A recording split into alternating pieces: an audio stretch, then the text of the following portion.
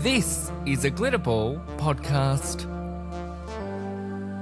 Before we get into today's episode, please remember I'm judging these housemates based solely off of an edit and not as total people. Please don't send them any hate, it's just a game show. It's time to unpack our housemates' first few days inside the brand new Australian Big Brother house.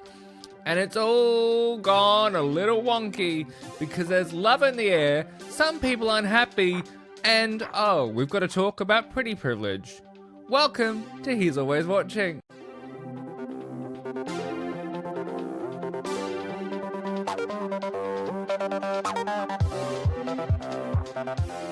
From Glitterball, this is He's Always Watching, a Big Brother podcast.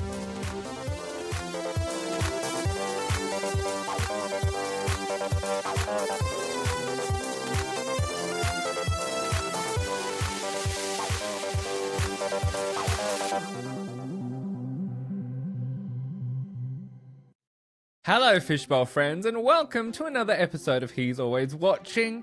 We are here to unpack our Australian housemates' first few days inside their brand new fishbowl. And let's just say the water's a little choppy, shall we? Because, oh my goodness, we have seen a little bit go down, to be honest. I've sat and sort of thought about how I want to talk about these first few days. And it's a little bit of a juxtaposition because I feel like, and I have to be honest, that there is a lot we are not seeing in these daily shows. This edit of this daily show feels terribly wonky when it comes to what we're seeing on the live feed, but nevertheless, we're going to carry on because I will try and feed in bits of the live stream side of things as we talk about the daily stuff as well. First port of call being we are seeing Holly, Jane and Michael up for eviction. And you know what? I still cannot pick it. I personally would still love to see Holly go home. But Michael and Jane's behaviour on the live feed makes me feel like it probably needs to be one of those two. So it means we might be stuck with Holly for another few days. Anyway, let's get into it because I don't really want to talk about Jane and Michael's behaviour on the live stream more than just to say what they're saying is horrendous and unacceptable. Have you totally forgotten where the hell you are? Like, what are we doing? It doesn't make sense. And there doesn't seem to be anybody really pulling Michael or Jane or anybody else because it seems like it's a widespread problem in the house from what I've been reading earlier today as well. So we're going to park that because, well, there's really nothing we can do about it because it's not being shown on the main show. And let's get into the main show stuff that we have been seeing. In this section, I want to talk about the thing that I want to give the least amount of airtime. And that, if you know me, you know is the showmance. Because I am so tired of this showmance already. It's boring. And from what we've been seeing, Holly doesn't actually care about Colin at all. Could not give a shit. Because we've heard on the live stream that she's still referring to him as Connor. Like, what? You can't even get his name right and you're all over him like a rash? Girl, come on. And to hear her also say to Coco that she's like, actually, I just want to go back to HY World. And like she just wants to go straight overseas. So what is it that she actually thought she would be getting out of the Big Brother experience is my question here. Because fame and fortune aren't going to avail your love. Because that's not how this show has worked for over a decade. So you might want to try that one again. And it's clearly not love because you don't care about Colin. So what is it you thought you were going to get out of this show? That is my question to her and, well, I guess to you, my listeners. What do you think Holly wanted out of this experience? Because I don't know. I really don't. And I was really floored to see her speak like that to Coco. There is just such a level of entitlement. We saw it with her complaining about the suitcases. To me, that's all she's really done. Never mind the fact that on the live stream, on their off day, she was constantly seen without her microphone. First of all, that's a fundamental rule. Much like don't talk about nominations, always wear your goddamn microphone. And she isn't even doing that. So I'm like, But back to her and Colin. I just think there's nothing there. And I feel like she's playing Colin like a fiddle. And I worry, is that his age? And I'm not saying this to be rude, but is that his age in that he just doesn't see it for what it is? That she is desperately trying to keep herself in the house and I think show herself as more entertaining than she is, but instead it's kind of backfiring. But also, I wonder what of Colin will we see if she does leave? Because I like him, but is there much more depth that we haven't seen? I certainly hope so. But I have my doubts because he has just been following her around like a lovesick puppy and you've not even known her for a week. It is quite bizarre, if I'm honest. And I'll be very curious to see Australia's decision to see where we end up. I want to talk about the addendum to the lovers, though, which is Jane absolutely losing her mind. She really let rip at that family meeting. I was like, oh my God. It was like somebody let off a firecracker. Now, look, I understand it would be uncomfortable. You're still getting your bearings as a group. She's still getting her bearings of being in the house because let's not forget, they'd been in there 3 days by the time she popped out of an air vent. So, I do understand that, but the vehement way in which she just kind of went at Colin and Holly was like, oh shit, okay. She is really, really unhappy. And I was quite shocked because it's like she just went from 0 to 1,000 so quickly. Holly then just ran for the hills because she can't face anything that she creates, clearly, we've seen. After doing the weird quip of like, slap me around the ear if I'm one of your kids. But I will say this, I don't think Jane has any right to hold any of her housemates, even Holly, to the standard of which she expects her children to behave. Because she has brought her kids up a certain way, but I'm sorry, madam, you've been put in a house with a whole bunch of people from such drastically different walks of life that is not within your control and you just have to deal with it. Like, that is part of the experiment, Jane. And now it's your moral highway or the no way. Like, That's not how that works. I feel like it's going to be very interesting to see that simmer down in Sunday's show. And will she stay? Will Holly stay? I don't know. I was really shocked at that, though. And I felt for Colin because Colin was like, I'm so sorry. I didn't think of the sound of it all. And Colin was genuinely very apologetic. So it's all just a bit of a lovesick mess, if you ask me. But after the break, we are going to get into everything else, which includes the chat about pretty privilege, Holly's behavior at the party. Oh my God, there really is a theme here. And the housemate's secret mission. I'll see you after the break. Welcome back. It is time to talk about a secret mission and a party. So let's unpack this secret mission. First of all, can we just call out the elephant in the room here? That was such blatant product placement that I don't think we've seen such blatant product placement on Big Brother since the KFC of it all in the era of which we do not speak.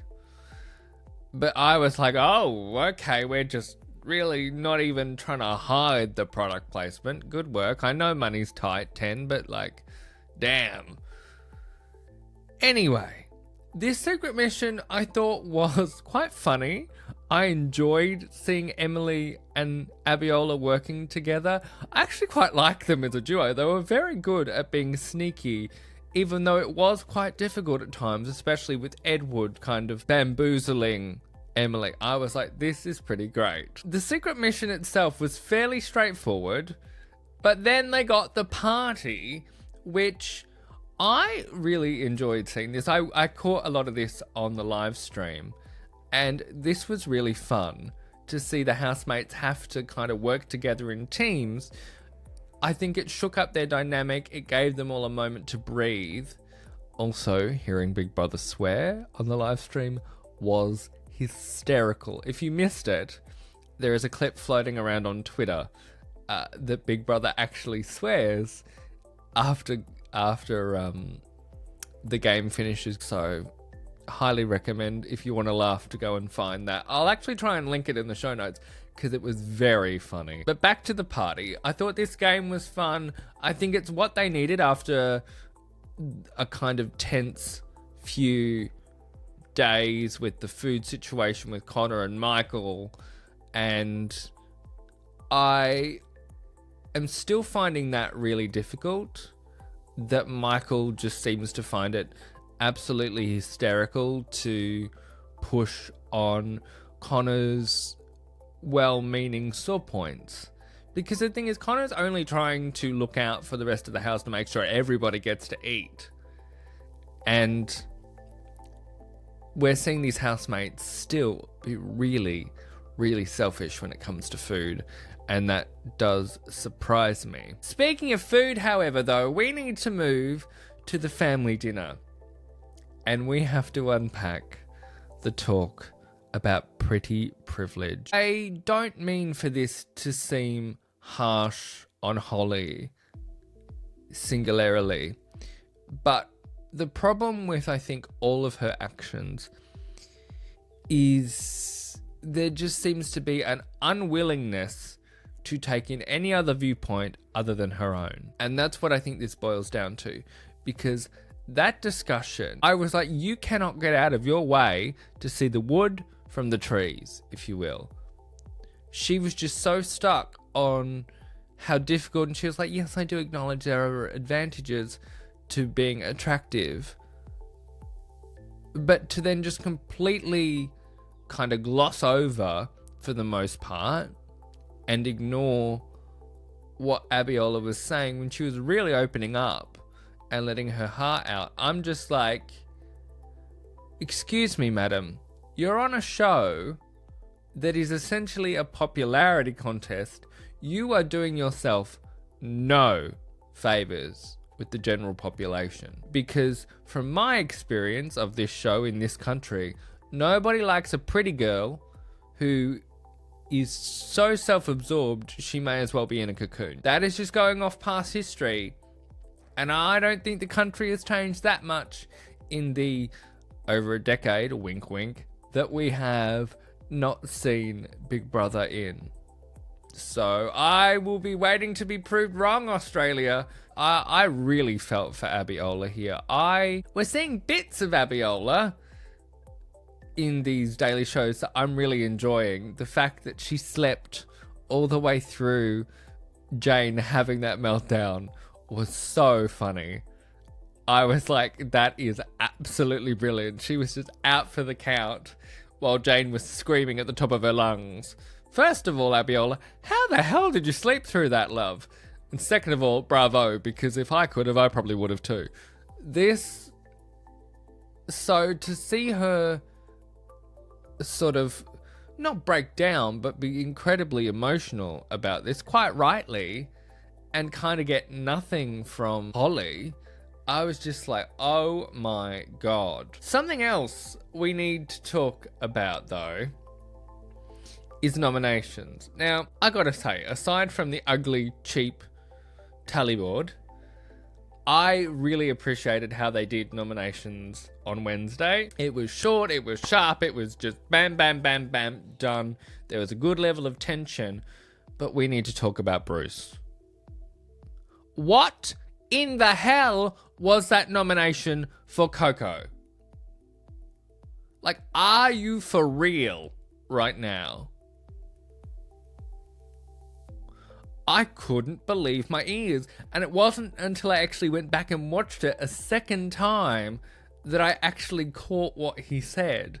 And I was like, are you joking me right now? Insane. Absolutely insane to vote for someone because you don't want the temptation because she's a single absolutely insane. There is no saving that. No. So I would be a little concerned if I were Bruce and he finds himself up for nomination at any point, because I dare say, Brucey boy, you could be out of that house quicker than blink. So buckle up, buddy. Before I let you go, however, we have to talk about the bargain bin of absolute chaos. I absolutely loved this. Seeing these housemates really have to work for their belongings was absolutely fantastic. I also want to know what they were actually firing those things out of the bin with, because it looked like one of those tennis ball launchers, the way things were just kind of skyrocketing out of that bin. I was like, oh my God. And the fact that some of them were on their hands and knees bowing and begging was fantastic television, but it really shows you how much they were missing their belongings. So it will be interesting to see now that they have their things back. Will things settle? Will they carry on just completely falling out and losing the plot? I dare say it's probably the latter. But that was a really fun, bizarre moment to watch them all beg for their belongings. It's interesting that we didn't see that carry on for a little bit longer, but maybe they were trying to put them out of their misery. I don't know. If it were me, personally, I would have shoved some of their things in an Ideal mini mart like in the UK and make them buy it back. None of this begging. Make them buy it back over weeks. In the UK, we saw a housemate be without their comfort items for, what was it, 4 or 5 weeks? So you're going a little bit soft there, big brother, I must say. But all in all, a very interesting few days inside Australia's most famous theme park dwelling. And I am waiting with anticipation to see who Australia will vote out first from the house. And do not fear, because I will see you on Monday to unpack it all. We will talk about that first eviction, and I'll give you some predictions for the week ahead. So I will see you very, very soon with more from Australia's most famous theme park dwelling. If you've enjoyed this episode, please share it with a friend and leave a 5-star rating, whatever podcasting app you're listening to it on, because it really does help the show. And the more of you, the merrier, because I love talking about this show, and you guys can vote in the polls over on the Bird app at We Are Glitterball, and We Are Glitterball over on Instagram and Threads as well. And you can leave a comment on the YouTube video. Come and say hello. Tell me your thoughts. I would love to know, because this journey is just beginning and already it's an absolute mess. But that is what we watch a house full of people for, isn't it? I will see you very, very soon. But in the meantime, remember, Big Brother's not the only one who's always watching.